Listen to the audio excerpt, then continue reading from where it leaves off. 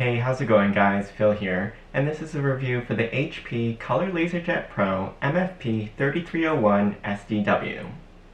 Thank you to Best Buy for sending me this product for free to try. You'll receive the printer, user manuals, and 5-foot power cord. The printer measures 16.5 inches wide, 13 inches tall, and 14.75 inches from front to back. On top is an auto document feeder that can accommodate up to 50 sheets from 4x6 to legal size. To its right is a flip-up document return stopper to prevent scanned and copied pages from sliding off the return deck. When the scanner lid is opened, the total height is 21.5 inches tall. The glass scanner bed fits sheets up to A4 in size. At the front left-hand side of the machine is the tiltable touchscreen control panel, which measures 3.75 by 2.25 inches. Just below it is a USB port, and in the middle there's an output tray extension arm, again to prevent your copies from sliding off the tray when printing or copying in bulk, and it can hold up to 100 pages. The USB port is used for walk-up printing, and the power button is located just in front of it. Inside the access panel, the machine comes with 4 pre-installed starter cartridges: black, cyan, magenta, and yellow, with yields of 600 pages for black and white and 500 for color respectively. The replacement toner you'll need to buy is HP 218, which comes in standard or high yield capacities with yields of 1300 and 3000 pages for black and 1200 and 2500 for color. One thing to note is that HP toner cartridges have microchips in them, and if you enable cartridge protection, it will permanently lock these cartridges to your machine, so they cannot be removed and used elsewhere. There's also an authorized HP cartridge policy setting that, when disabled, allows the use of third-party toner. However, you will still need a compatible chip on any new cartridge for it to work. Thankfully, you can remove and reuse the chips from spent cartridges. Both these settings are toggled off by default. HP cartridges are also recyclable via their free Planet Partners program. Before use, it's recommended to shake each cartridge side to side and front to back to distribute the toner inside before replacing in the machine. Just under the access door is the single sheet priority feed slot, which you can use to feed in specialty paper like cardstock and envelopes one at a time. The width is adjustable to fit the size of paper you're using.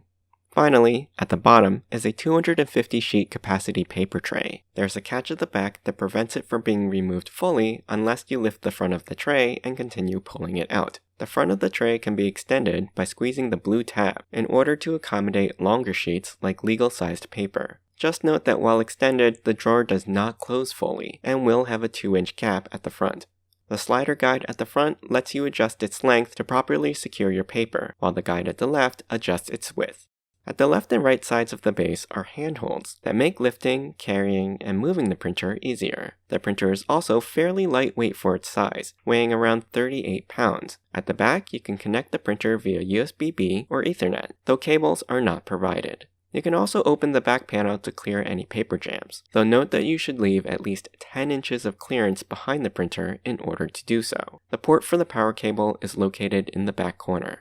The first time you turn on the machine, you'll need to go through a brief setup that takes about 5 minutes. For my setup, I chose to connect the printer to my home's Wi-Fi network. Having the printer connected to the internet also allows it to automatically download firmware updates. One issue I ran into was that the date could not be modified when formatted as month, day, year, as the values would revert after hitting apply. However, to get around that, you can simply select a different display format, update the date, then change the format back. After setup, the printer will perform a quick color calibration. From the main menu, you can initiate a copy, scan, or print from USB. For scan options, you can scan directly to email, a network folder, SharePoint, USB, and computer. However, you will need to install HP's scanning software on your computer first. You can also swipe the icons on the control panel to access more shortcuts. There was a function on the control panel that doesn't appear finished, called Gallery app. It's unclear what this function is for, and when I entered it, there were tons of placeholders, dummy text, and menus that you get stuck in and can't exit without restarting the machine. However, this app was removed in a later firmware update. To access administrative settings, you'll need to enter the admin PIN. The default PIN can be found on the sticker behind the front panel. This is useful for businesses who want to manage their printer remotely via HP Smart Admin, an online multi-printer cloud-based dashboard. Let's load some paper in and check out the print quality. Make sure the length and width guides contact the sides of the paper in the tray, then confirm the size on the LCD. Let's print this Word document as a double-sided page. When sending the printer job, the printer wakes up and starts immediately. And it takes about 15 seconds per side of the page. I actually forgot I'd highlighted some text, so that came out in color. The text is crisp and clear, with even line spacing, and it's easy to read. For color prints, fine details are sharp and distinct. The colors are vibrant and nicely saturated, though when compared to the source image file on my screen, has a somewhat warmer and darker tone than expected. Note that when printing, the maximum output is 26 pages per minute, with a max resolution of 600 by 600 dpi. Let's test out copying and scanning. Here I've got a two-sided color document that I'm going to load into the ADF on top, with the top of page 1 going in first and facing up. Let's look at the copy settings. We'll make one copy, we have color selected, and now we can hit the green copy button.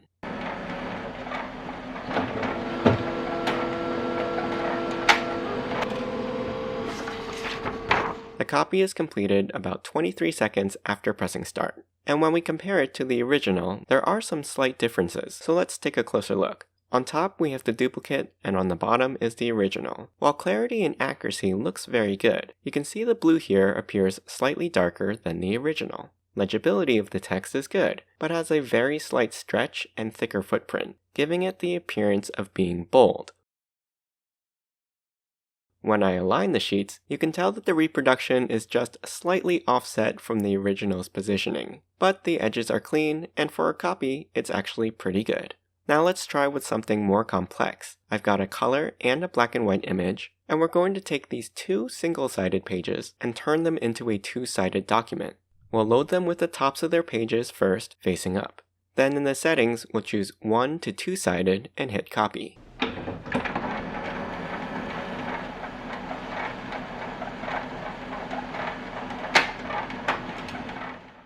You'll notice that there are no options for two-sided originals, and that's because this printer cannot scan both sides of a page in a single pass, as it lacks a scanner glass in the upper portion of the ADF lid. This means that to produce two-sided pages, you have to feed in two collated single-side originals, stacked in order. The ADF pulls in page 1, followed by page 2, then prints the first side, retracts the page, and prints on the opposite side. And the whole thing takes about 40 seconds to complete. This printer can handle single-sided scanning of up to 20 pages per minute for black and white, and up to 9 pages for color scans.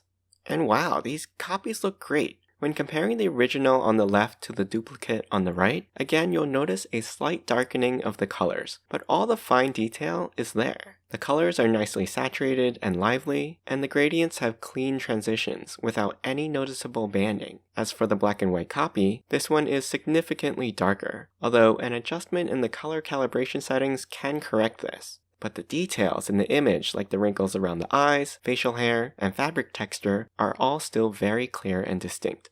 Let's try scanning this image now. This time, I'll load it onto the flatbed scanner glass. We'll tap Scan,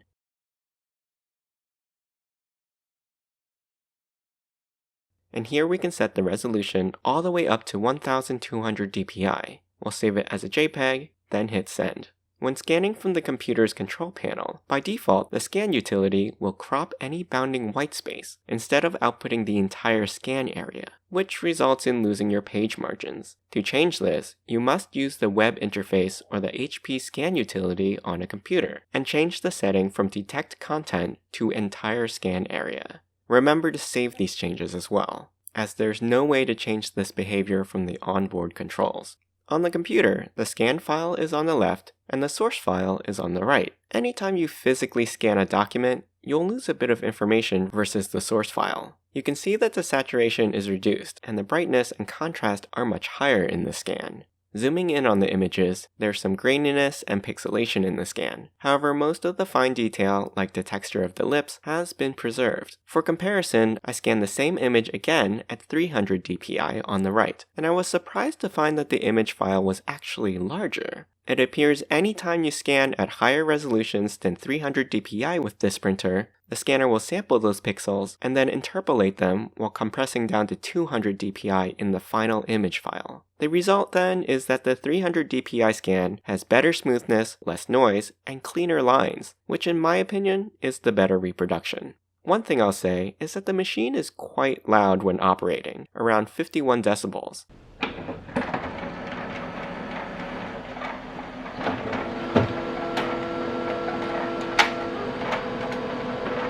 And you'll notice this during the machine's warm-up upon turning on, waking from sleep, and printing. However, in sleep mode, it is completely silent. There's also an energy-saving mode that will turn the printer off completely after a period of inactivity, from 1 to 8 hours, but you would have to press the power button to turn it on again later. That said, there's a setting called Quiet Mode that when enabled, slows down printing to reduce noise, while preserving print quality. With USB walk-up printing, the printer doesn't even have to be connected to a network. Just plug in a USB thumb drive with the files you want to print and select them on the LCD. You're also supposed to be able to save scans directly to the thumb drive. However, I wasn't able to get this feature to work, regardless of which options were selected. So hopefully that'll be corrected with a future firmware update.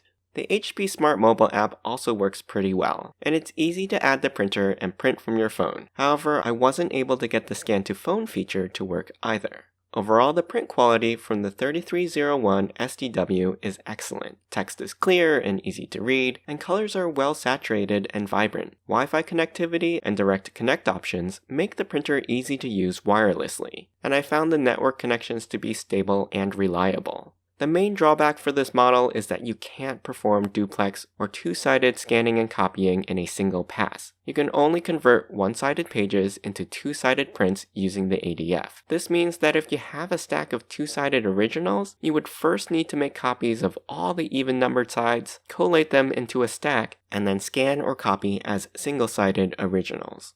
Printing, scanning, and copying are all very quick, though there may be some small visible differences between the original and the copy. While there are a few features that I couldn't get to work properly, these could be potentially fixed in future firmware or software updates. This printer won't be ideal for those that need to scan or make lots of copies of two-sided documents. But for everything else, I think it works great. I hope you enjoyed this review. You can ask me any questions in the comments. I'll put a link to the product in the description below. Don't forget to subscribe to my channel and join me next time.